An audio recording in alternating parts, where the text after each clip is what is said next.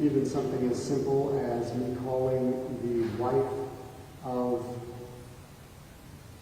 the executive of the city the First Lady. There has been concern by some members of our community about why my wife was even in City Hall at any point. And I'd like to maybe, backtrack a little bit and start talking about that, just to give you all some context. At the end of 2024, my wife and I were dealing with a terminal diagnosis in our family. A member of our family was facing a terminal diagnosis, and throughout the course of that time period, my wife was going through the organ donor process, dealing with a lot of medical appointments, testing facilities, and that was one of the major reasons why the First Lady was with me toward the end of 2024 and in the beginning of 2025, because I was driving her to those appointments. I was helping her deal with that. We were sort of together by necessity for a variety of other reasons as well. At the end of 2024, I think you probably all remember that the budget process was flawed. The 2025 budget process was extremely difficult.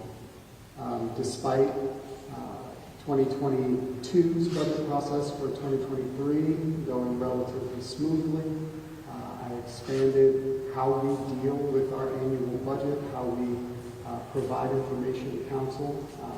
I demanded budget hearings where department directors would come in and speak specifically to their budgets and be subject to council's responses and questions. And then in 2023, I expanded it even more for the 2024 annual budget.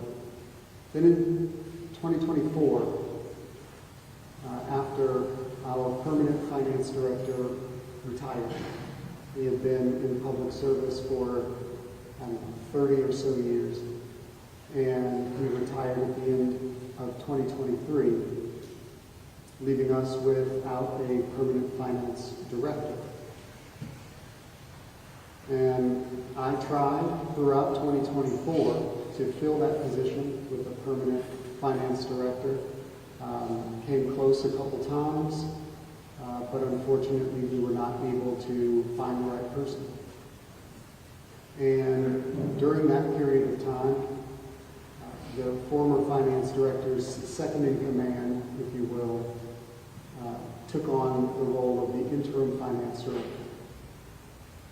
We also contracted with the former finance director to provide her with any assistance that she might need, both for the audit of the 2023 financials, but also for the creation of the 2025 budget.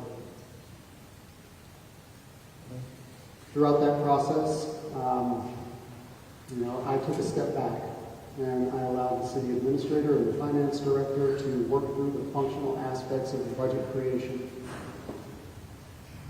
Meeting with directors, putting together personnel budgets, those sorts of things.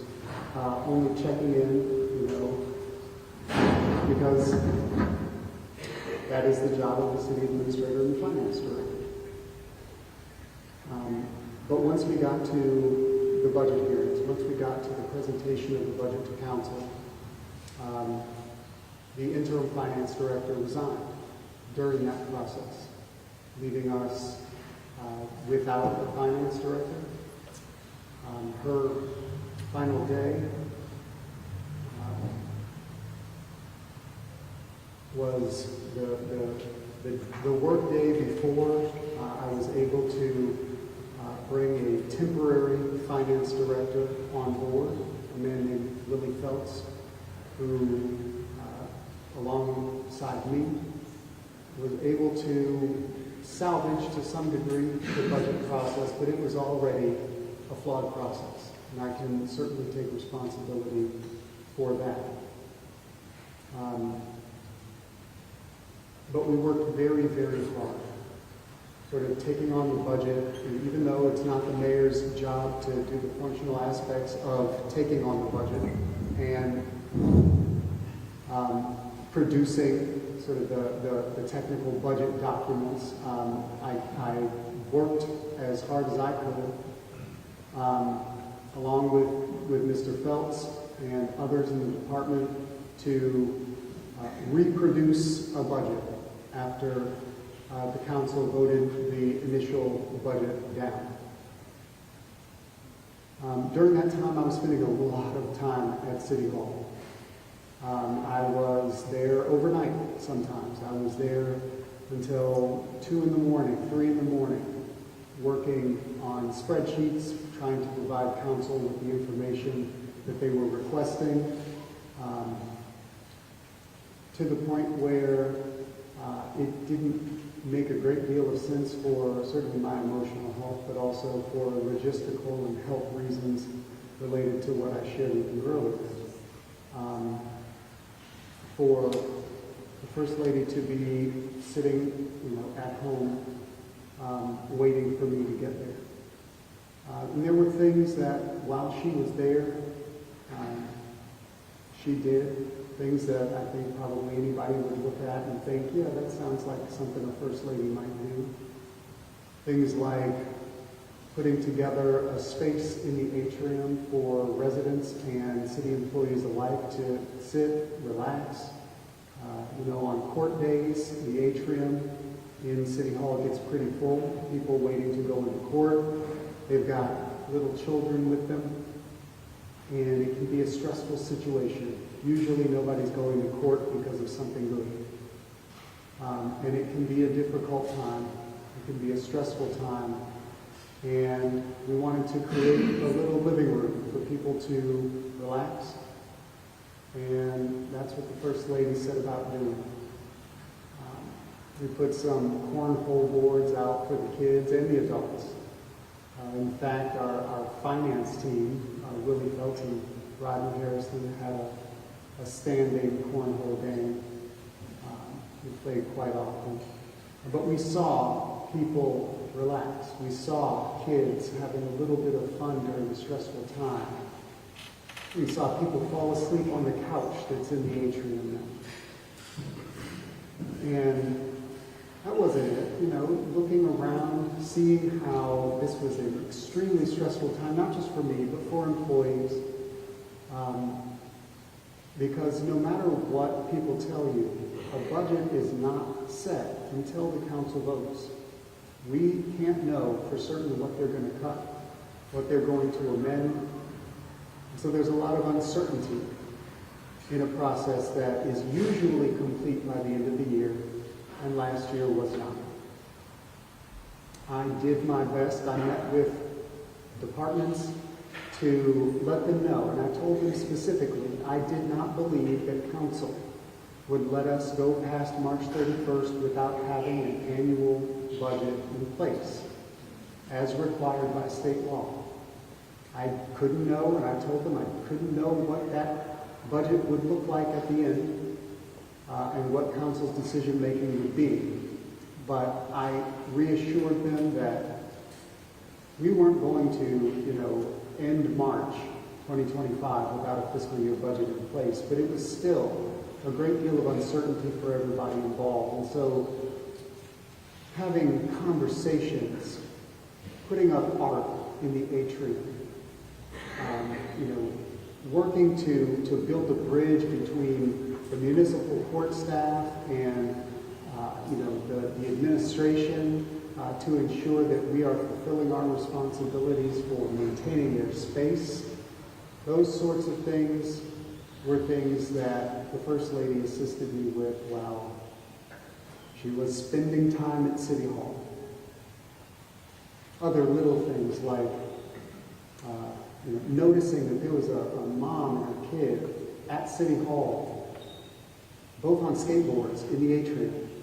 And the reason they were on skateboards was because their car had gotten towed.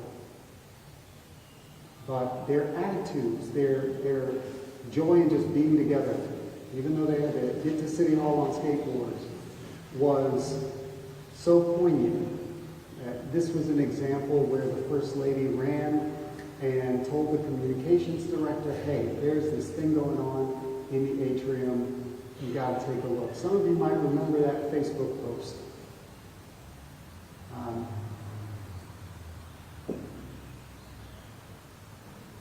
During that time, obviously, I was under a great deal of stress, and this lasted for 3 months. I provided council with a budget on December 30th. All of council couldn't make it to that meeting. A quorum of council was not present, and so that meeting was opened and then adjourned. But I still presented that budget. That budget consisted of mainly operations.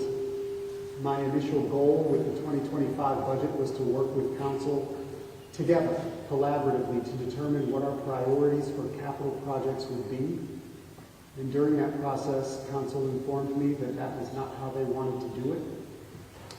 So the initial budget that I presented was just for operations and not capital projects. And then I was instructed by council to go back to the drawing board and add capital projects that I thought needed to be done in 2025, which I did. And ultimately, council approved, without amendment, the budget that I submitted to them.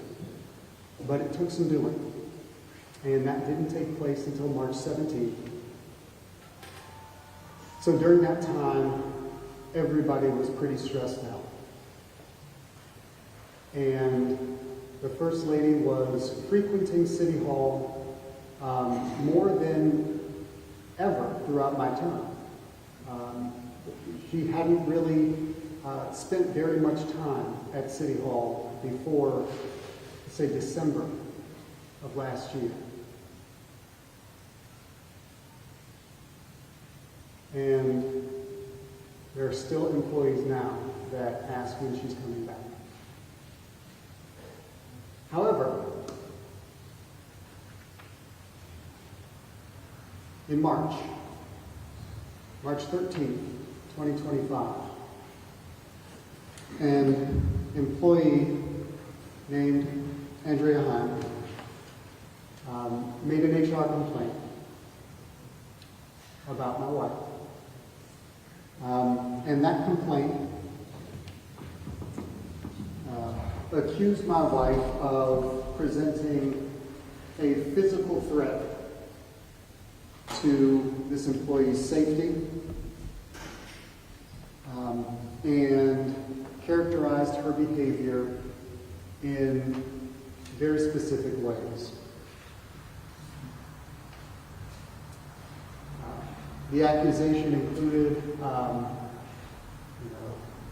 a characterization of my wife's behavior that she was pacing up and down the hallway in the mayor's suite, screaming expletives.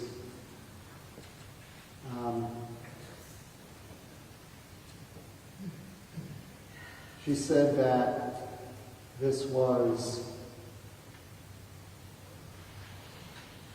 a situation that was so dire and so upsetting and so scary that she had to put her physical safety above any other considerations, above her job security.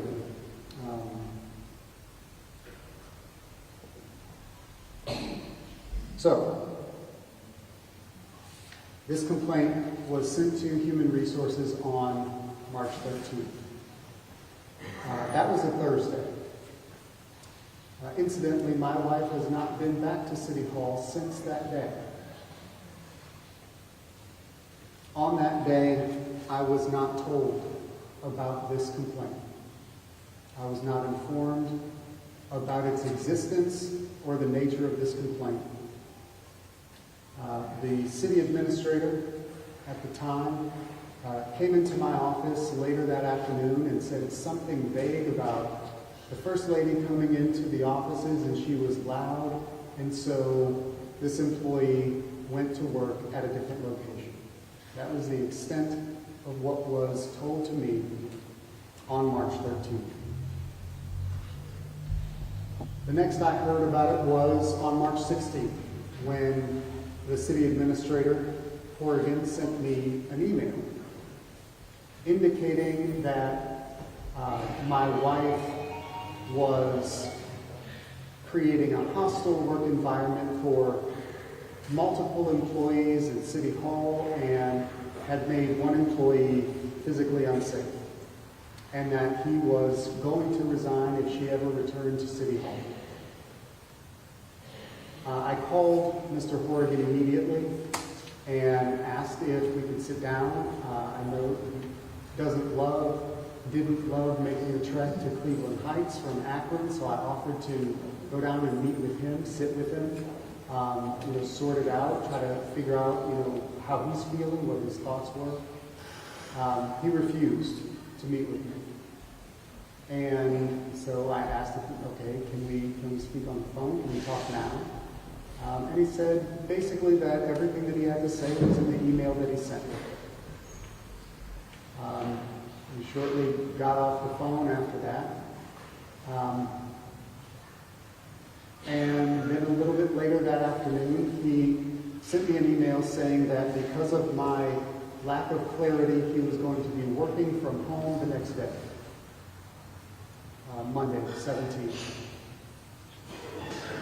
So I got to work the next day. I'm working on all of the things that we do at the city. Focused a great deal on the fact that council could potentially be passing the annual budget that night, which they did. And approximately 24 hours after he sent that initial email on Sunday, Mr. Horrigan sent another email to me saying that because I had not addressed his concerns quickly enough, he was going to be resigning his position immediately. So, on Thursday, I get told that my wife was being loud and that a person had to go work in a different location. On Sunday, I'm informed that my wife is being accused of causing a hostile work environment and threatening somebody's safety. I am not allowed to speak more about this or meet in person. And then on Monday, Mr. Horrigan resigned. Subsequently, he took his story to the Akron Beacon-Journal, setting off a feeding frenzy among people in our community, and other news outlets were very interested in this salacious story.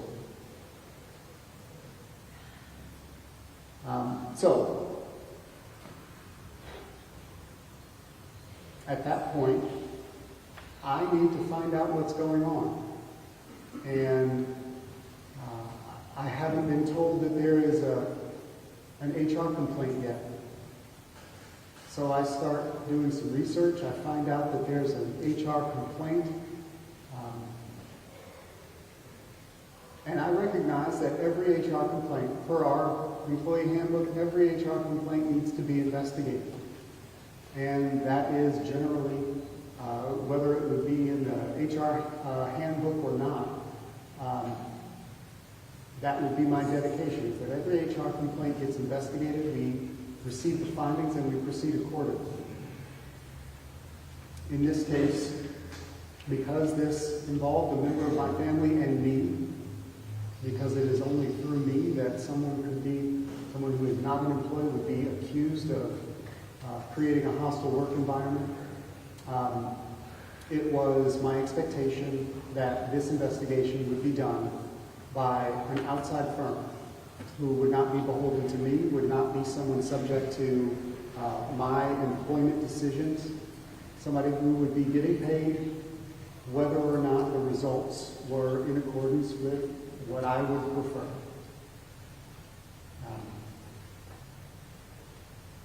So, in an attempt to ensure some distance, I asked one of our new assistant law directors, Yamini Atkins, who also happens to be a former human resources director for Dan Horrigan. More time working for Dan Horrigan for the city of Cleveland Heights. I thought that she would be appropriately distanced and could provide a recommendation that we could rely on for an unbiased evaluation of the facts.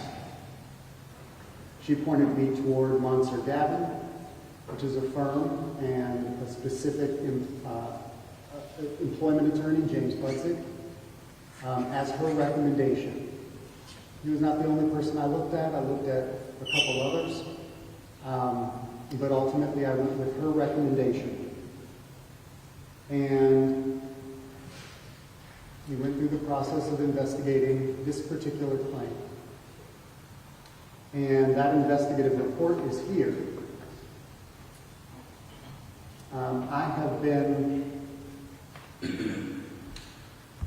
holding on to this report for about a month now, waiting for the right way and opportunity to release the findings in the midst of a variety of other things that have been happening in the city of Cleveland Heights. So, in the course of this investigation, Jim Budzig interviewed a variety of people who were present during the time in question, which was around 10 o'clock on March 13th of this year. Those people included my executive assistant, Loretta, our sustainability coordinator, Dr. Boateng, Officer Pitts, who sits just outside of the mayor's suite.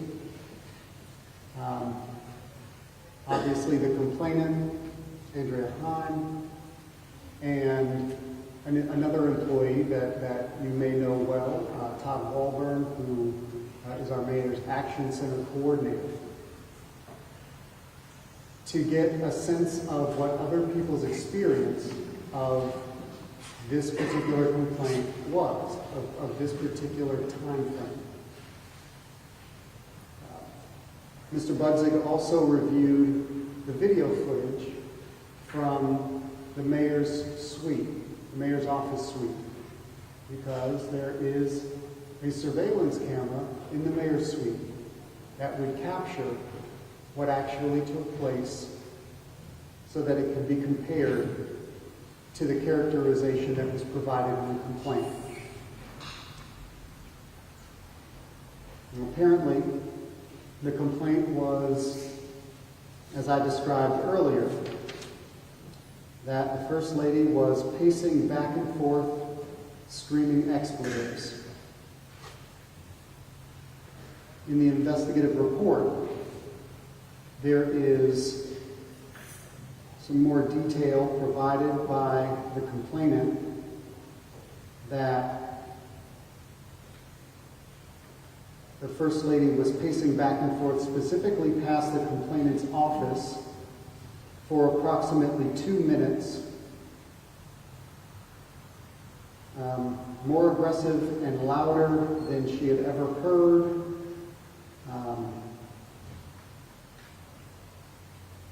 Screaming expletives for 2 minutes, to the point where Ms. Hine stated that she began trembling as the intensity increased. Now, I want all of you to take a moment and think about that. You're sitting in your office, and somebody is pacing back and forth past your office door, screaming expletives for 2 minutes.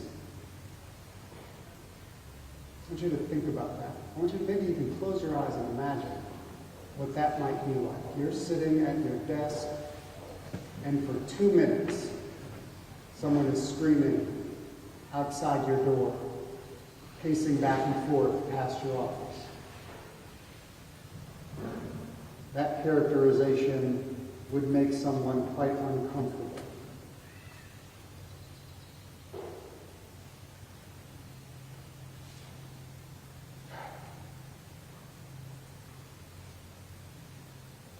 Now, the result of this accusation we've all seen play out in public, primarily because Mr. Horrigan took this complaint and referenced it as the reason for his resignation on March 17th, before going to the Akron-Beacon Journal to provide more context, claiming that the family member of the mayor had caused a hostile work environment in the office space and threatened employees' safety.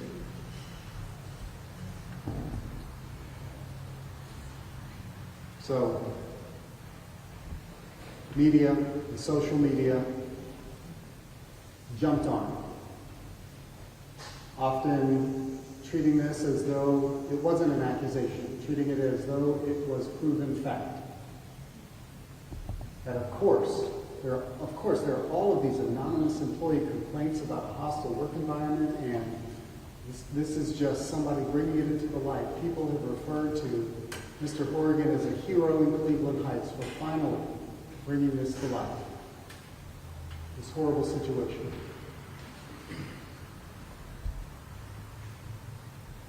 So that's what was claimed. That the First Lady entered the mayor's suite and paced back and forth for nearly 2 minutes, screaming expletives louder than had ever been heard before.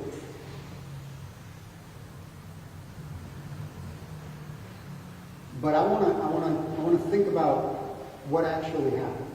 Let's talk about what actually happened. So here you can see, and some of you may not be able to. If you'd like to move up to see better, you're welcome to. Here you can see the vantage point from the surveillance camera located in the mayor's suite. It's pointing down the hall toward the entry.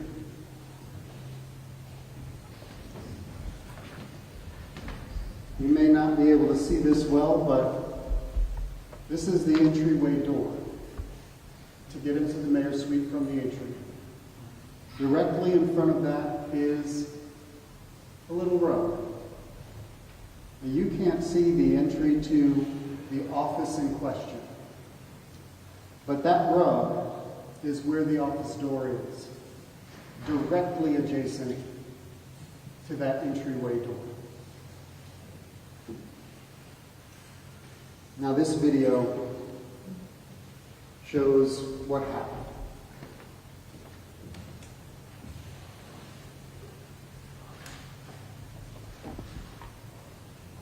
My wife enters, walks directly past that office and well past into the mayor's suite, speaks with my executive assistant very briefly.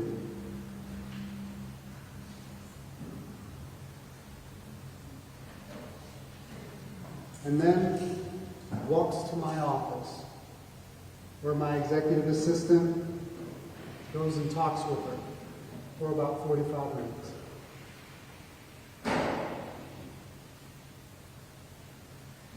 That's what happened. Now, what does this mean? This means that my wife did not pace back and forth in front of anyone's office door, screaming expletives louder than anybody had ever heard. She certainly didn't do it for nearly 2 minutes. In fact, from the time she walked into the office, walked up to Loretta's desk, talked with her, and then began walking to my office, here on the other side of the suite. It was about 24 seconds. 24 seconds of walking into an office, talking with my executive assistant, and then walking into my office. That means that the complaint, the pacing back and forth, screaming expletives, the further explanation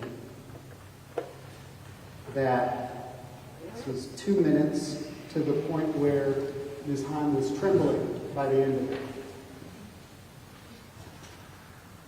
This characterization didn't happen. This statement made to a public official in the performance of their duties with the intention of influencing the results of this official process. These statements were false. My wife walked into an office, spoke briefly with my executive assistant, and then walked with my executive assistant behind a closed door where they talked for 45 minutes. Now, that's what happened on that day, in that moment. But what happened next is what really matters here, related to this particular accusation. What happened next is that a complaint was made providing false information. And then the very next day, Mr. Horrigan, without informing or praising the mayor of any of this that was actually going on, made a call to my executive assistant who was out sick the next day. Now, according to Ms. Reeder, my assistant, the call went something like this. Mr. Horrigan called, asked how she was doing. And based on her understanding, she assumed he was calling because she was out sick and that he was asking about her health. So she told him that she was a little under the weather, but she'd be okay. And he said, no, I'm not calling about that. I'm calling about what happened yesterday. Her response was, what are you talking about? So he attempted to clarify the incident yesterday with the mayor's wife. Are you okay? Are you afraid? Did you feel threatened? And Ms. Reeder's response was, look, I don't know what incident you're talking about, but I've got a lot going on at home right now.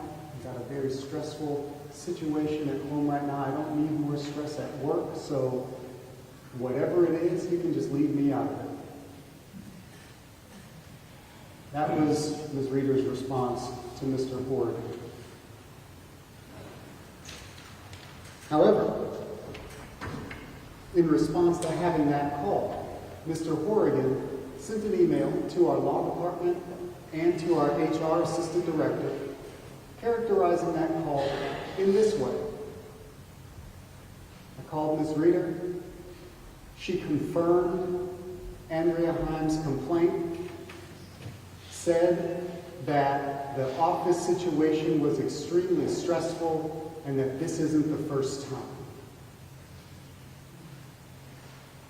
He then went on to say that Ms. Reeder said that she's not afraid of retaliation, but I can tell that she really is, and that she'd be scared to speak. I can tell that she's afraid. The response from our law department, from his former HR director, was, you should have Ms. Reeder provide a statement. Mr. Horrigan did not. Chose not to reach back out to Ms. Reeder to provide a statement. That was the extent of the If you want to call that an investigation by the city administrator into an HR complaint, that was the extent, as far as I know, of his investigation before sending me an email threatening to resign if the First Lady ever showed her face at City Hall again.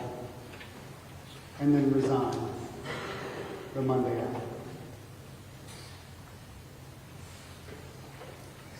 So, this investigation report, which we'll be publishing on our website for transparency purposes for everybody to take a look at. This investigation report, again, as I mentioned, relays the contents of the interviews of the other people that were present either during the time in question or just after. So, starting with Officer Pitts, who was stationed outside of the mayor's suite, just outside of Ms. Hines' office. If you would like to take a look, this here is where Mr. Pitts, Officer Pitts, is sitting during this period of time. Probably around, I don't know, 6-7 feet from Ms. Hines' office door. Mr. Pitts stated during this interview that he believed that he must not have been present at his desk at the precise time that this was taking place, because based on the description, he could not have possibly been there because he didn't hear anything that could reasonably be similar to what was described. Now, video footage of the atrium area does establish that Officer Pitts was at his desk, at his post, that entire time.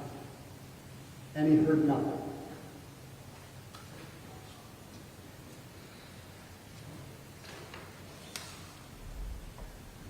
Next in this investigation report is Mr. Walburn.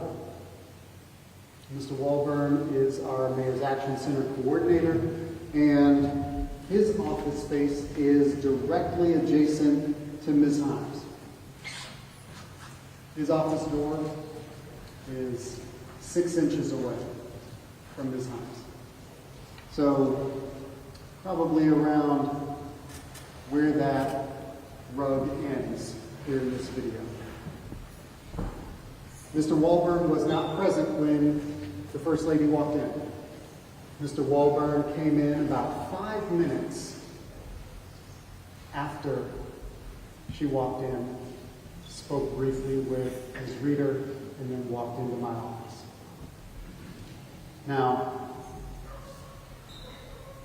the initial allegation indicates that once my wife and my executive assistant walked into the mayor's office down the hall, that she continued yelling and swearing. And you could hear it all the way down the hall. She could make out what she was saying. She was so loud that probably 100 feet down the hall through closed doors, the accusation is that you could still hear her screaming. Now, Mr. Walburn, however, when he walked in, he was immediately told by Ms. Hine that the mayor's wife was yelling and screaming and she was going to leave. She had to leave and he should too. Now, Mr. Walburn didn't hear what Ms. Hine described coming from my office. In fact, my understanding is that he didn't even know that there were other people in the office. because he didn't hear anybody else in the office.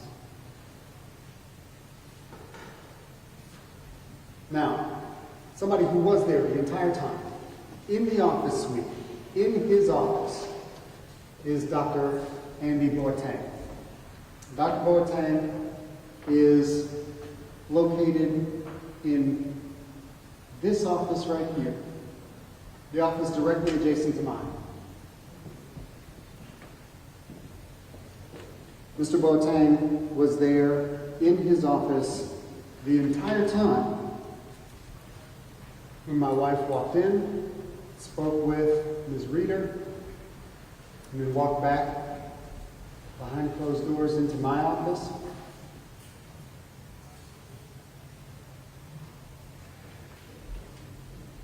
He was asked if he saw the First Lady. And his response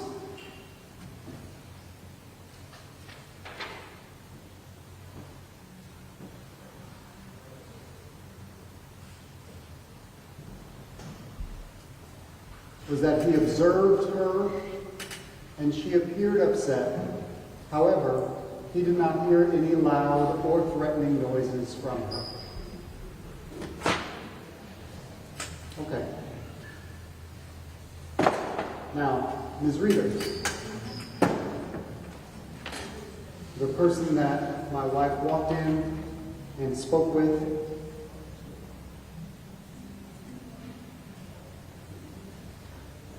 indicates that she was not scared or abused, that she never felt unsafe at work.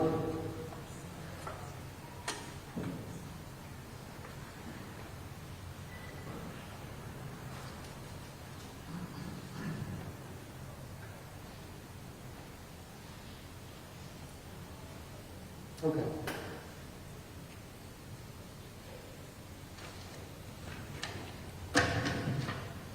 But what happened after this?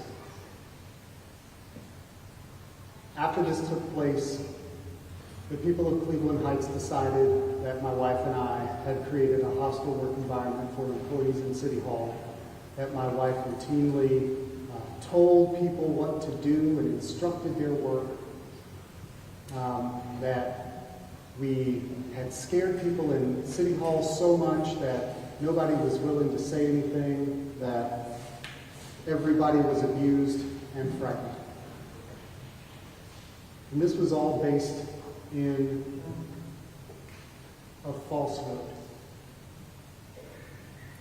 This was all based in an accusation that my wife walked into the mayor's suite and for 2 minutes had paced back and forth screaming. This was based in a city administrator making a vague accusation of a hostile work environment. Now, I want to talk about the end result of this investigation report a little bit, because I think it's important. Every single one of these employees indicates that the First Lady did not direct staff in their work. Certainly didn't direct them in their work.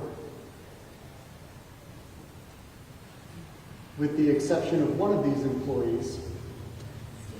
Yeah.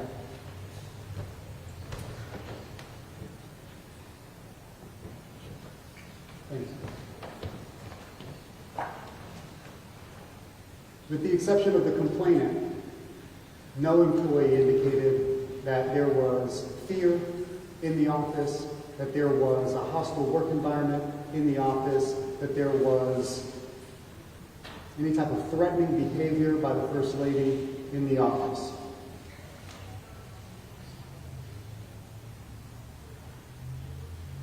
When Ms. Hine left that day, according to her complaint, she indicates that she texted Mr. Hordy about this, and she let Human Resources know that she had texted the city administrator before she left. So,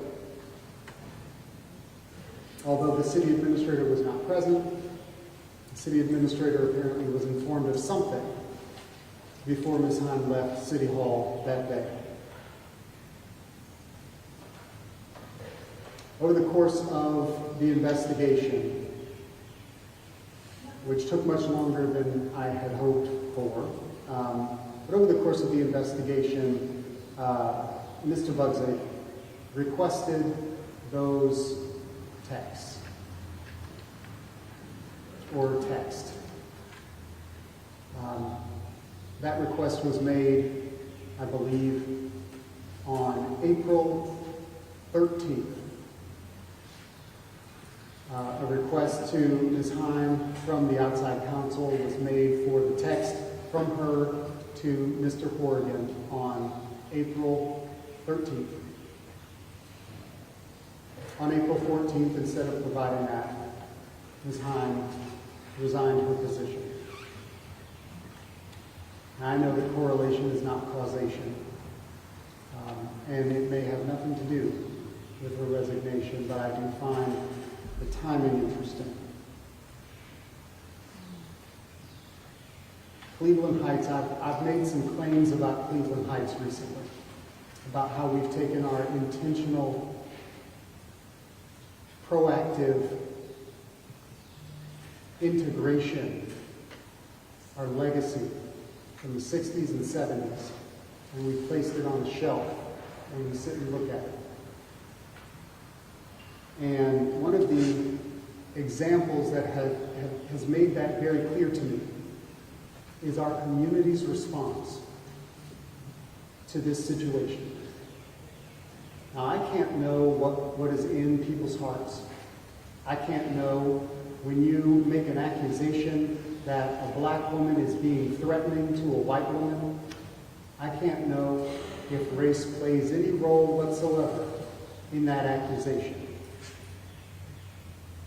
I can't know what's in Mr. Horrigan's heart when he takes that accusation from that white woman against that black woman and he treats it as fact before any investigation. In fact, even once he gets information that might help him call it into question in his phone call with Ms. Reeder the next day. He takes it as fact, and almost as a cliche that we have heard a million times before, we see an accusation from a white woman that she is afraid of a black woman being threatening in some way. And we see the response from a white man to bring down the full weight of everything he has to bring to bear against this threat, to destroy it, in this case to destroy the reputation of this black mayor and his first lady.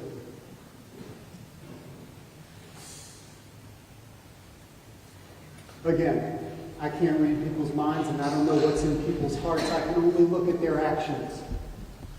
And I can see that a black woman got accused of something by a white woman, and a white man ran to a particular stereotype,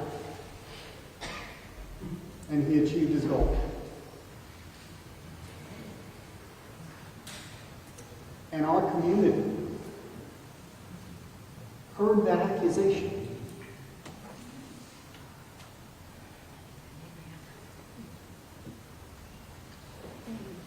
The people of Cleveland Heights heard that accusation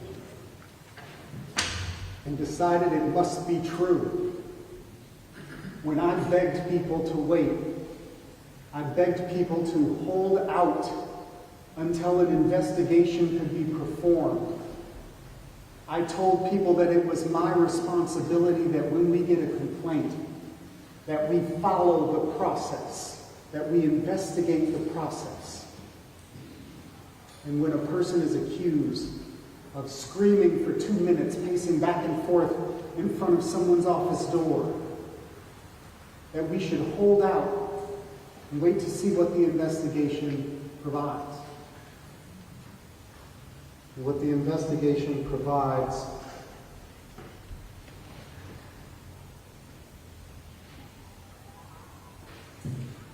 is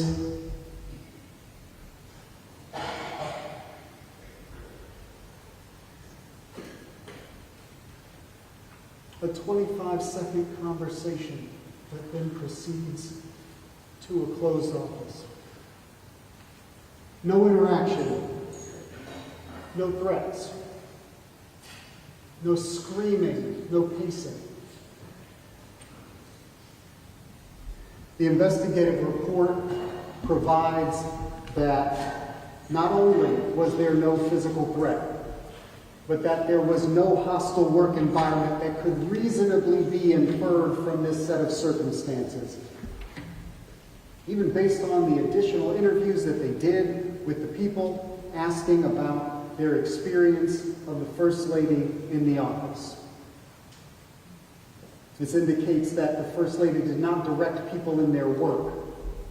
This indicates that there was no bullying of my staff by the First Lady. But this community decided that there must be. Not all of it. Sir, I'm sorry, we've been here for an hour. Are you just saying that Oh, I'm sorry. If you're certainly, I know that this is maybe a longer presentation than you had hoped for. I am not trying to keep you here beyond your comfort level. Okay, so some of us maybe were here a bit late and did not hear the ground rules. What I'd like is for people to raise their hands once we get to the point where I'll be taking some questions, and I'll invite you up here to have a quick conversation with me. So, again, according to federal standards, I'd like to state unequivocally that this investigation found that there is no hostile work environment caused by me or my wife. This also found that there was no bullying, which is a lower bar than a hostile work environment. No bullying by the First Lady.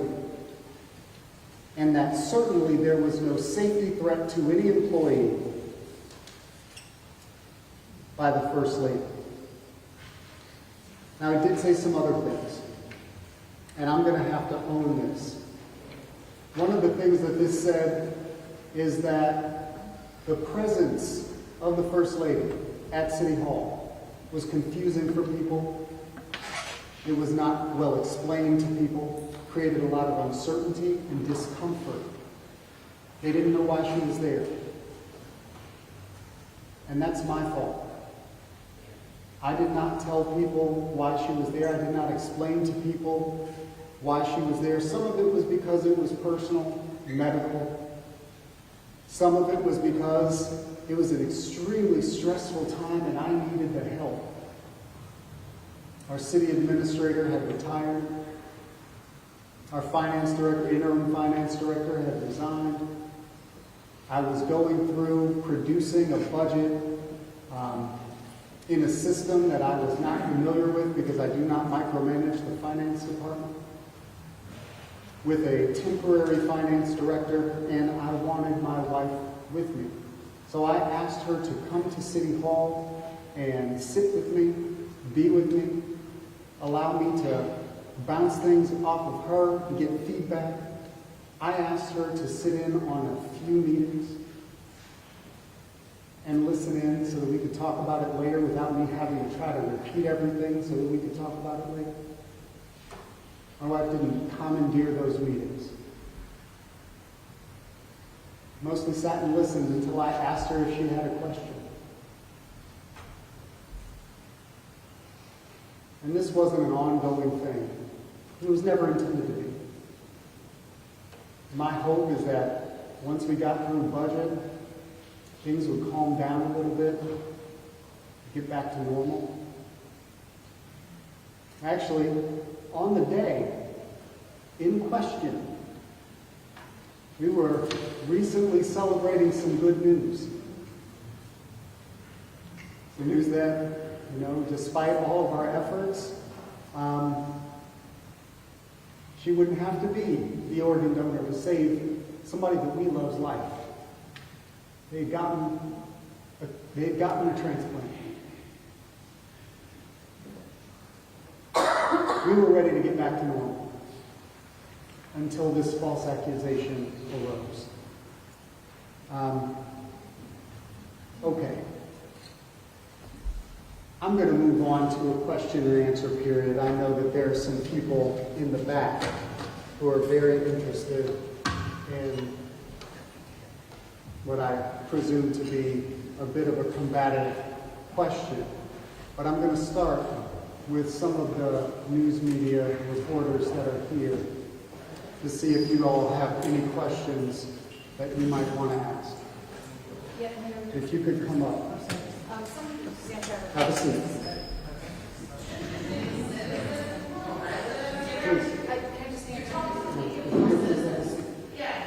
Please. This is how we're doing. Okay. Please. Sorry. It's fine. Just a couple questions. Sure. Okay. The first question is, I was trying to see the timestamp on it, and yes, the timestamp is there for video. Is there audio that people will be made available? Because some of the accusations involve anti-Semitic language. Yeah, so two things. One, no, there is no audio. There's no audio in our surveillance cameras in the city, just video. But no, and there were no allegations that anything that the First Lady spoke was anti-Semitic, and nothing that she said was anti-Semitic. Okay. Then there were also allegations that this was just one of multiple occasions. Did the investigation, is that in there as well? The investigation report includes some questions and responses related to other circumstances. And people who are in the office on a regular basis gave their indications about that sort of thing. Let's see. Absent the complainant,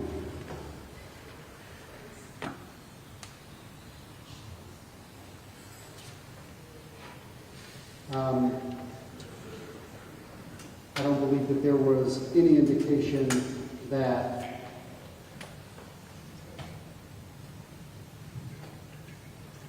there was something that was described in the way that Ms. Hahn described it. But this will be published and will be provided. Tonight. I don't have more copies, but... But it'll be online tonight. Online. Hopefully, we'll see about tonight. I will say this. I know that one of the people who yelled out from the back mentioned a video that has been making the rounds on social media, and perhaps some of your stations have provided it to the public as well. I don't know if it was with or without the not licensed music that people attach to it for political purposes, but I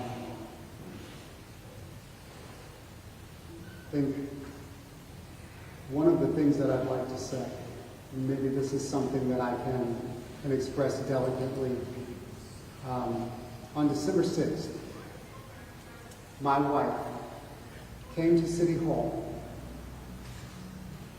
She wasn't there to hang out. She wasn't there to, improve the atrium or something like that. She was there because we were on our way to a memorial. This was during the time that we were working through this organ donation process, that a person very close to us, very dear to us, was potentially dying. And the day before, a resident of ours stopped me in public and called me a murderer because of the officer-involved shooting of Christian Thomas. He's a person that has also said that they were going to crucify me at some point. And this was the day before. Now on the day, on December 6th, my wife was there waiting for me because we were going to a memorial service. And she didn't know where I was. And she started to get concerned. I don't know if anybody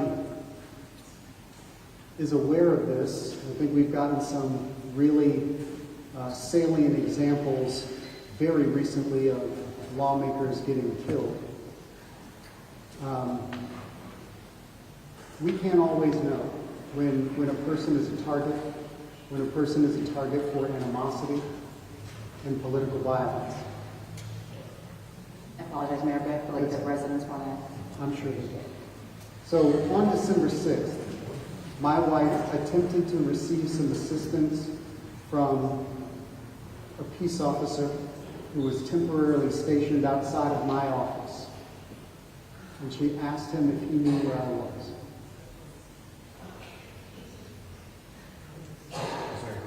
He was not helpful. And the way that he treated her is not a way that I would expect any of our police officers would treat anyone on the street. And my wife, in the footage that is being passed around almost pornographically at this point, was having a panic attack.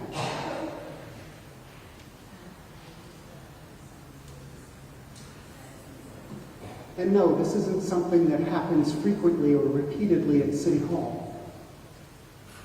This is a singular event, born by the stresses of a combination of difficult situations that we were dealing with. My wife had a panic attack at City Hall. She was staving off a panic attack when attempting to communicate calmly with this officer, and then had a panic attack in the mayor's suite. Something that has been captured on this surveillance video.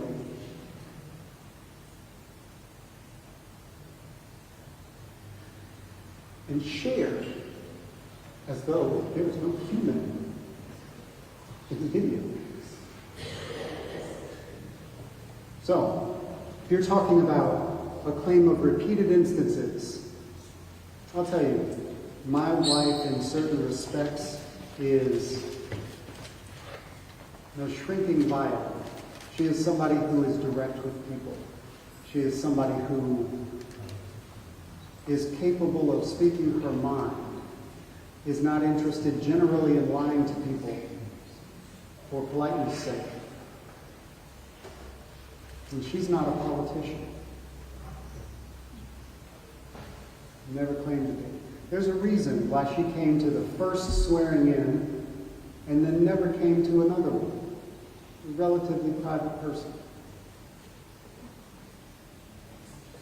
At my request, she was coming to City Hall because I was spending much more of my time at City Hall than I was spending at home. And there were things that I knew that she could do here that would be helpful. And it was. So if you're talking about repeated instances that would justify making a false claim about her behavior on March 13th, 2025, no, that does not exist. One more question, last question. I know, in terms of the laptop, the allegations know that there was a laptop that was hidden in an office in a room below a department to spy on people. What is your response to that? Well, like I said, certain things when somebody's being accused of a crime, and I've seen this pattern again throughout the country,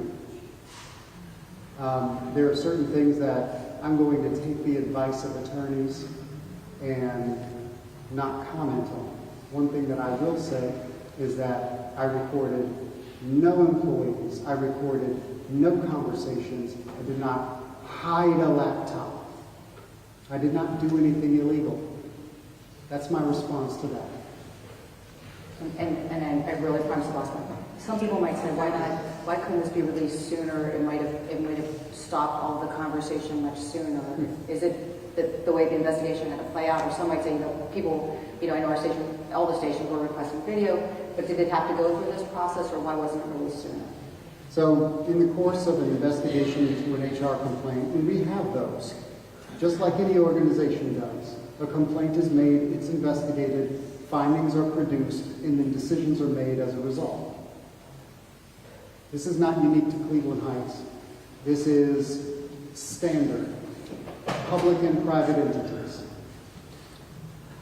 And I think I've made myself clear in a variety of different circumstances, whether it's, again, the officer-involved shooting from last year, that we don't make comments and we don't jump to conclusions because it's our responsibility to take things through a formal process and provide actual results of an investigation. That's what I did here. That's what I asked everybody to respect. And very few people, very few news organizations did. Instead, the accusation was the story, to the point where the accusation became real in the absence of any evidence. So, should this have taken less time? Yeah, I wish it had taken less time. Do I think that doing this, providing this in advance or sooner would have stopped some of the people who have potentially other motivations for amplifying this accusation? I don't think that it would have stopped a thing. I think that there are still people out there right now saying that anonymous employees are telling them about specific instances of hostile work environment and bullying and abuse and whatever else. Even our council members are doing that. And when I've asked the council members that, do they realize that if you are taking complaints about a hostile work environment and you are not exposing those complaints, then you are complicit in our inability to address them. Whenever a complaint is made, we have to investigate it.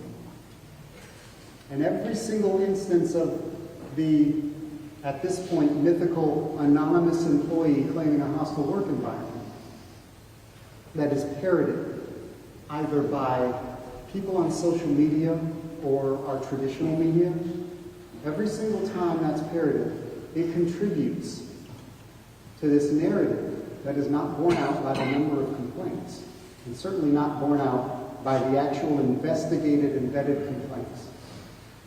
So, I'll say, I tried to communicate.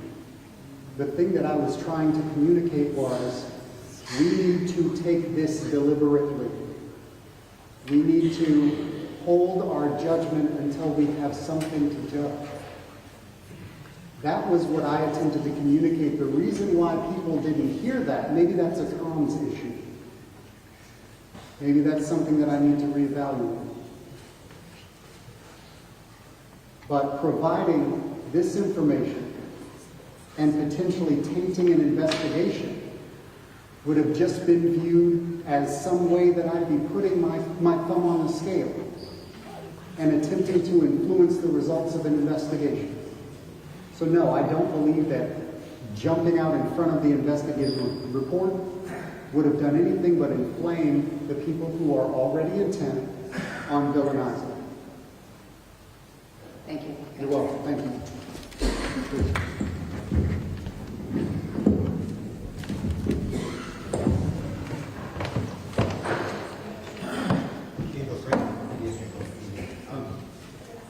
In your email and a Facebook video you posted a few weeks ago, you talked about experiencing racism at City Hall. Can you provide specifics on that or any specific instances? Oh, I can. Yeah. So,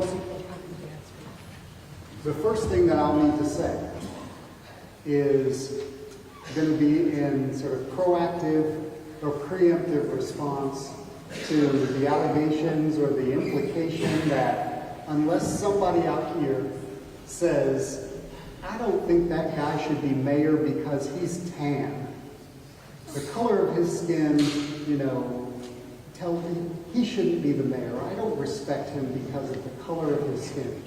The idea that someone needs to say that in order to express racism or behave in a racist way is ridiculous. So I want to just dispense with that argument at the outset. I don't need to see white hoods or a burning cross in order to experience racism. I don't need somebody to say, I hate black people in order to experience anti-blackness. My experience throughout the 10 years that I have been on First City Council and now the work that I've been doing as mayor, the racism in Cleveland Heights is expressed in the way that a progressive or liberal city expresses it. And that is by second-guessing someone, maybe with more expertise on a particular subject, who just happens to be black, but then giving a great deal of deference and benefit of the doubt to someone with less expertise on a particular subject, who just happens to be white. It is in the implication that as I am plugging away, attempting to use a financial system to produce hundreds of pages of documents for city council, staying up all hours of the night, providing explanations for the documentation that I'm providing, that a council member would say, maybe I'm just not, I just don't have the work ethic to do it. Or maybe I just don't have the experience to provide them with the data that they're requesting. Or it's in what we've seen and what I've shown here, where an accusation is made about how a black person is treating a white person. And that accusation is taken as the gospel. Like I said before, and I'm not the first to say it, and I won't be the best to say it, but I won't try to quote Mr. Baldwin again. People don't like it, I guess, when I quote Mr. Baldwin. I'm getting some hate mail about that. But I can't know what's in people's hearts. But I can know that when an accusation is lodged, and the evidence is, oh, well, a bunch of anonymous employees are telling me that it's true. When that accusation is taken as fact about me, that tells me something about the person who is accepting it. And I don't see it going the other way. In fact, I'll give you a really good example. I started meeting with the editor-in-chief of Cleveland.com last year. Every so often, we just sit and talk. And when this occurred, and when Mr. Horrigan made these claims about me and the First Lady, and then a reporter for Cleveland.com decided to echo those accusations and expand on them and essentially treat them as fact. Talk about a torrent of accusations. That was primarily sourced by, Facebook conspiracy theorizing. I sent an email to the editor-in-chief indicating why I thought that it was problematic that his reporter would write that article without doing any of the legwork, without talking to any employees, without trying to fact-check any of this. And the response that I received was that Mr. Horrigan I guess in contrast to me, was an esteemed public servant. When I implied in a meeting that, and I think I just said that Mr. Horgan was incorrect. I didn't call him a liar. And I said that he was incorrect. People in this community said, it doesn't make any sense to me that he would imply that Dan Horgan could possibly be wrong or lying about this.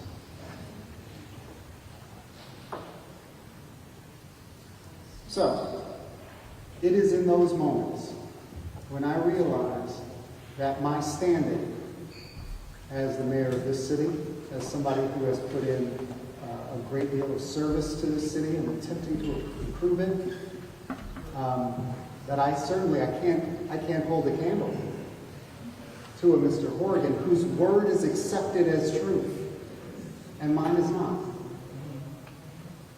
Whose vague accusations with no specifics are accepted as truth, when my request to wait for evidence is dismissed by a reporter who I believe, if we're taking accusations into account, a reporter, I believe there's some police report about him getting into a drunken fight and calling somebody a nigger in our city. If you want to believe accusations, same reporter, relatively recently, making a joke, saying something was a straw man dingo.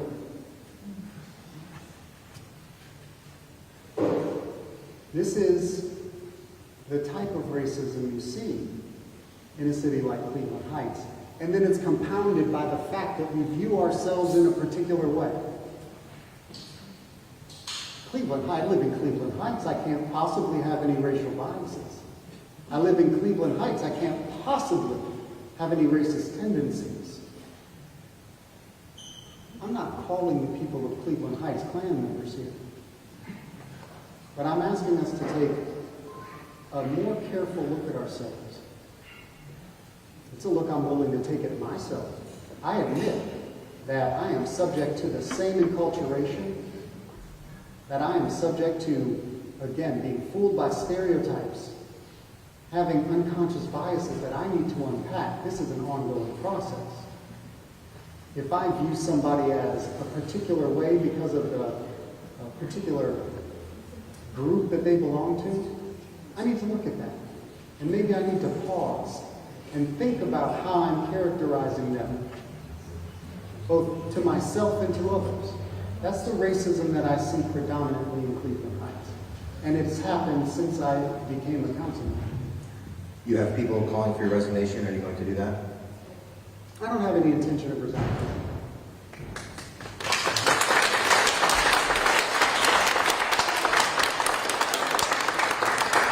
Is there anything else to say about not getting enough signatures to be on the own ballot this November? Before I do, yes, but before I do, I want to expand on the resignation question. There are people who have indicated, who have claimed that one more day of having me as mayor does irreparable harm to the city. And that's why I need to resign. That's why they're collecting signatures for a recall, because one more day is too many days. So, I'll say I disagree. And frankly, I don't think that any one of those people has had a serious conversation with the employees who work for the city. I would say, based on my experience and understanding, the circus that I did not create, the circus was created by the response. The circus was created by the accusation. The circus wasn't created by the behavior of either me or the First Lady. But that circus is something that distracts. That circus is something that makes it more difficult for me and the people who work with me to do our jobs. I heard a story that a person who works directly with the public, they come in, they talk to them, they get services from this person, this employee. I'm not going to name it, so I guess it's an anonymous employee. But this is somebody who does direct service to the people, for the people of Cleveland Heights, helping them with things that they desperately need. And they've been getting these calls and complaints or concerns from the residents saying, I'm scared to come to City Hall. I've heard it's such a scary environment. I don't know if I'll be safe there. This is intensely frustrating. I don't know, I know that people are discounting that, 9 times the number of employees have indicated that this is not a hostile work environment at City Hall than the number of employees who have claimed that there is one. I know people are discounting this number of employees who put themselves on the line recently, probably against advice to tell people, no, City Hall isn't some horrible place to work. We just got runner-up in the Heights Observer Best Places to Work in Cleveland Heights. I know that, and I'll go back to people's particular biases about the media. Apparently, in order to have achieved that, we must have stuffed a ballot box or something. I don't know how you do that. I don't even know how the process works because I've never actually paid attention to the Best of the Heights voting process. But that's the response when there's evidence that this is not a hostile place to work or a toxic environment. The evidence is discounted because the bias is the only thing that matters. Now, the question about resignation and the harm that I'm doing every day when I go to City Hall and sign contracts or work with our finance department to make sure that our tax budget is done on time despite all of the difficulty that we've been experiencing. And the fact that both of these people, our finance director and assistant director, are extremely new to servicing Cleveland Heights. Apparently, the work that I'm doing with them to ensure that we are on time with our tax budget is doing irreparable damage to the city of Cleveland Heights. So the reason why I'm not resigning is because they are incorrect.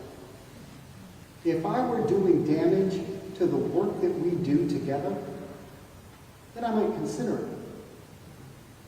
My first step might be, how do I stop doing that damage and instead contribute positively? That would be my first step. But I'm not causing irreparable damage. I'm not driving people away from City Hall. I'm not making it difficult to recruit top talent. The people that we have working in our finance department right now are doing the damn job. They're doing it well. Facing hurdles both from this circus and just from the operational difficulties that we've experienced that are still lingering from some difficulties that I had a hand in creating in 2024 and have been working to fix.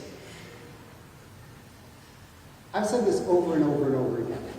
When the damn building burns down, you don't just give up. You make sure you investigate what caused it to the degree you can, you knock the thing down, and then you start building again. That's the Cleveland Heights that I choose to see and work for, and work toward. No, I'm not one to resign because people who have biases that are influencing their view of my actual accomplishments are telling me to. Most of those people wanted me to be mayor until I was. Now, not enough signatures to run for re-election. Can you talk about that? I'm disappointed. I'm disappointed by that fact. And the longer story is that there is a particular quirk in Cleveland Heights where if you've signed a petition for one mayoral candidate, you are not allowed to sign another. This may not be completely unique to Cleveland Heights, but it's relatively unique in this region. But that's our rules. And in this case, the full story is that apparently 44 people who signed other mayoral candidates' petitions decided to sign mine too, for whatever reason. And as a result of that, even though I had enough technically valid, Cleveland Heights voters sign the petition, I was 39 signatures short because of the people that got kicked out because they had signed other mayor candidate petitions. And that is incredibly disappointing. Now, one of the things that contributed to this is how late I pulled petitions. And that was my decision. The when of it, that was my decision. But the why, I think, is something important to think about. I spent a great deal of time being certainly falsely accused here, and then I maintain falsely accused again. And that will be borne out in the EEOC and legal process of some pretty horrible things, right? And the response from the community gave me a new and very difficult understanding of our community. And frankly, I wasn't sure if I should do this, if I should put myself through this, if I should put my family through more of this. Because I imagine the campaign would just get worse. Let's throw some other heinous accusations out there. Why not? It works. And then, if I won, what does the next 4 years look like? It took a long time for me to weigh that decision. And frankly, I wasn't sure if I was going to pull it off. There were a few things that made me try, even though I knew that by that point it was going to be very, very difficult. One, another anonymous employee came to me. This is a position that is one of those positions that some of the people here tonight, if we lost them, they'd be making a Facebook post about it. And this particular employee came to me and said, if you're not going to run, I don't think I want to be here anymore. And it's somebody that I don't think that Cleveland Heights can really afford to lose. But more than that, it was encouraging because I had heard such a drumbeat of this mayor is the devil. This mayor is, driving employees away and hurting people. So much villainization that it was like a lifeline to hear that kind of encouragement. Additionally, I saw who else support. And I have my worries and my doubts. Time will have to tell about how the election goes. But I chose, based on some of that, based on that encouragement, and based on my concern, my actual concern for how employees will be treated under whoever the next mayor will be, I decided that even though it was very late, and it took me a great deal of time after some really emotionally devastating accusations, and even more emotionally devastating accusations from the public in this relatively small but extremely vocal, say organized to some degree, group of people amplifying these accusations and this villainization. It took a lot to feel like it made sense to try. So, I pulled. Eventually I pulled, and I will say, a group of extremely caring and dedicated people who give a damn about Cleveland Heights. And people who show that they give a damn about Cleveland Heights. Came together in support of that effort. And I will be eternally grateful to their efforts in trying to get me on the ballot. But we were not successful. I'm sure if I had just been unaffected by all of these accusations and brushed them off and just went and pulled petitions when they were available, I could have gotten on the ballot. Instead, the process that I had to go through took some time. The internal process that I had to go through took some time. And I was not able to make it to that number. And so I am incredibly disappointed in myself for that. I am incredibly encouraged by the people who tried to help. And I'm incredibly disappointed in the portion of our community that has been creating such, I would say, a toxic environment politically in Cleveland Heights that made it that much more difficult to even get to the point where we could judge my term on my actual record of accomplishments. So I'm feeling a lot of complicated emotions. I found out that I was not going to be on the ballot at around 1 p.m. today. And, I have sent out a message to city employees letting them know that they would have a new mayor next year, at the very least. Thanking them for their work and letting them know that for as long as I have in this seat, I will be working with them as hard as I can. But no, it definitely makes me pretty sad that I'm not going to be able to ask the people of Cleveland Heights for the opportunity to finish what we started. Yep.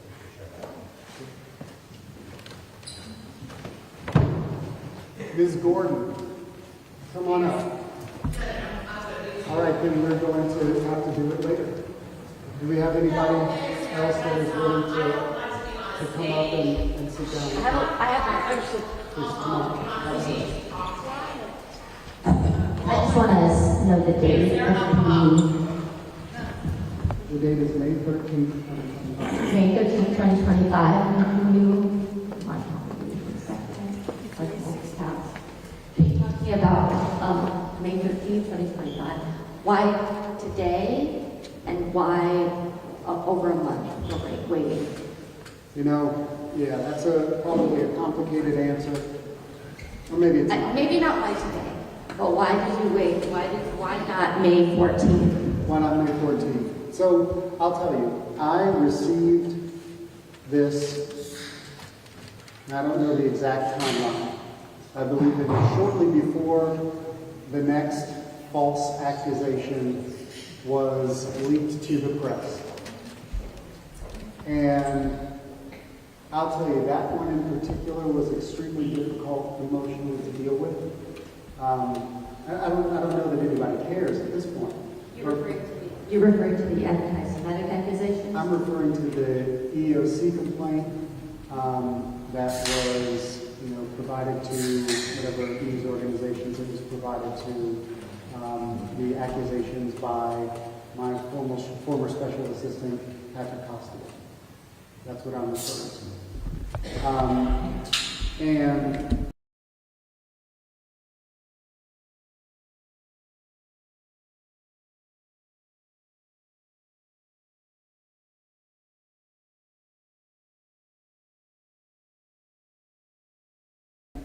long it took me to provide a statement to the people. Sorry to interrupt you. So is it accurate to say that you were feeling, I mean, it's just you were feeling hurt? Is that why you didn't release them sooner? Why you didn't release this sooner? Is that what I'm hearing? So, like I said, complicated answer here. Okay. One of the answers to that question is trying to figure out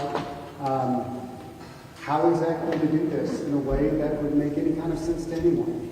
Because just dropping an investigation report on people and saying, read this, means that there are people in our community who are very likely to parse this and interpret it in ways that serve their narrative, as opposed to taking an actual look at it. And I don't at this point, and I apologize to people who are not necessarily, it might not apply to all of the news organizations or all of the reporters who have recently descended on Cleveland Heights. But I have some severe concerns about some of the reporting, its accuracy, its slant, the bias that it is receiving from this very vocal group in our community. And so I had some serious concerns about this actually receiving the coverage that it should. And sort of figuring out how to appropriately provide this was a difficult conversation that I had to have with myself. But ultimately, I just decided I'm going to talk about it with people in the room. All of you can come too, and I can answer some questions about it. Thank you very much for that. Thank you. Have a nice day. Thank you, Kristen. That's all. Thank you, Mary. Sure. With all this being said, and I'll make this brief here, do you plan to eventually run for re-election? Well, I certainly can't run this year for re-election. For all I know, the next mayor will be phenomenal. And I've got certain well-founded and educated concerns about many of the candidates based on my experience with them. But I don't have a crystal ball. And so I don't know how things are going to go for Cleveland Heights. But hypothetically, if the next mayor is phenomenal and does really great work for the city of Cleveland Heights, I don't see why I would want to stop that.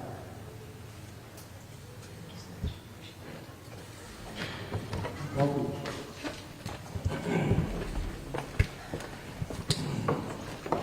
Let's ask you two quick questions. Number one, you said that you had 44 signatures that were duplicates, right? That's what I was told. Okay, so you turned in how many? 491 signatures? Just for clarity, you turned in 491 signatures, correct? That's my recollection. Okay, cool. So it's not just 44 duplicate signatures. I just want people to understand there were other signatures that were. So Were let me explain. No, I'm just asking. I don't want the Give me a explanation. second, because if there was that confusion There that is you that had, confusion. then I'd like to explain. So, what I was told by the Board of Elections was that I had sufficient registered voters in the city of Cleveland Heights who signed my petition that were valid signatures to get on the ballot until they did that check where they checked the signatures against the other petitions for mayoral candidates, at which point they discovered that there were 44 of those signatures that were duplicates from other mayoral candidates' petitions, which brought me underneath the threshold. So 44 of those registered voters who signed my petition But were people who signed other mayoral petitions. Clarifying that 491 minus invalid signatures, which everyone gets. I'm not saying that's specific to you. Okay. Signatures that are of people who aren't registered, who thought they were registered. I just wanted to I'm clarify. very glad I was able to clear that up for you. No, I just wanted to know for people. Oh, so this was not a question, this was just, No, I just wanted you to clarify. Everyone wanted you to clarify. So there were a lot of signatures that weren't valid, regardless of whether they were duplicates or not. okay. Cool. Okay. On December 6th, The video that was released on December 6th, that was released in accordance with a public records request. You keep saying, this got sent out there, but it was released in accordance to a public records request, correct? The video surveillance on December 6th? I honestly, I really don't recall exactly how. It was released in accordance Okay, to a so public again, records this is request. not a question. I just want you to clarify and be more honest with language. So it was a public records request. It's not as if people somehow surreptitiously got this recording and leaked it. It was given in accordance to a public records request. Okay, so I'm going to ask you a quick Answer me. question. I'm going to ask you a quick I'm question. asking you No, questions. because I think that we need to clarify something else. Are you right now making the claim that I have accused somebody of leaking that surveillance You footage? used language that suggested that it wasn't. You used language in this that suggested that people were spreading it from an unknown source. It was a public records request. No, I made I mean, we can go back and the look. very, very clear claim that people are sharing it, for instance, with, should be licensed but unlicensed, Dateline music or horror movie music Sure. And in that's order fine. And it's to mentioned. make a particular political objective. I'm just talking about the video. The video was released according to PRR, correct? So, Okay. is there so- a question that you're trying to get information about? There's a question. Let's Is just there- get there. Oh my God, we spent an hour and a half, just let's get there. Ask the question that you'd like information about. If there's a question that you have that you'd like information from me about that you don't already have, ask that question. No, I have information, I want clarity. Because So- otherwise, it seems like you're just here to badger me. And I don't think that that's appropriate. No.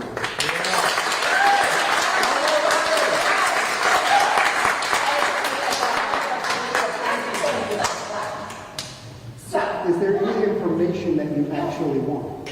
I do want information. Can you ask that I would question? love to if you let me. Cool. So, on December 6th, in that video, was your wife pacing up and down? She was. Okay. So wait. Was that the question that you did not know the answer to? Who said that I can ask questions I don't know the answer to? I have questions to clarify. I think what we were doing here, and this is sort of where the ground rules came into effect. Like, I was inviting people on stage to have a conversation I'm with not them going to have a conversation. You're and not to allowed ask have- questions. I'm asking questions. But what you're doing is not that. I am asking questions. I would like to set up a series of questions to get to my question. If you Okay, would so how allow me. about this? Just go through all of your questions, and then when we get to the one where you don't know the answer already, let me know. So here's the thing. There was a video where she was speaking. And December 6th, the officer wrote a statement that was contemporaneously provided that stated that she was screaming, cursing, couldn't hear, and causing commotion, correct? That's all I have, right? I'm not saying anything that's not accurate. Are you saying that it is accurate that an officer wrote a statement That was contemporaneously contemporaneously? written, correct? And you're asking me I'm not this asking that question. Or is that the question that you don't have the I'm information? actually asking you that So question. let's get to the question, keep asking the questions that you already know the answer to. And then we'll get to the question that you have, and then we'll, So, also in December, we have the video of her chasing a statement from an officer that said she cursed. We also know in December she cursed at Councilman Cobb at a council meeting, which called him a fucking liar. We also know that the March 13th, I think it is, report came out. Are you suggesting that we are not, that there isn't, it wouldn't be reasonable for people, having known about December 6th, having seen behavior at the council meeting in December, that those statements would be easily, reasonably expected? I'm sorry, can you remind me of the timeline of when you saw the video from Oh, I've December? heard about this incident from people, probably mid-December. Oh, so you heard about an incident. And then, when Andrea Heim made what is No, not now Andrea clearly a false accusation about the It's not behavior clearly a of... false Okay, well, We've got some questions about that report. There will be questions about that report. from we, was we? From me. From me, okay. Yeah. And so what you're saying, you're asking me if I think it's reasonable that some group of residents would take an accusation and just immediately decide that it's No, I'm saying factual? there's a pattern. We see a pattern. And so what you're talking about is one incident in December. Two. No, one incident in December where somebody's pacing, right? And person. No, no. And person. But wait, For the wait. report. Sure, okay. One incident where someone's pacing, and then another incident where At council meeting. where there's a report.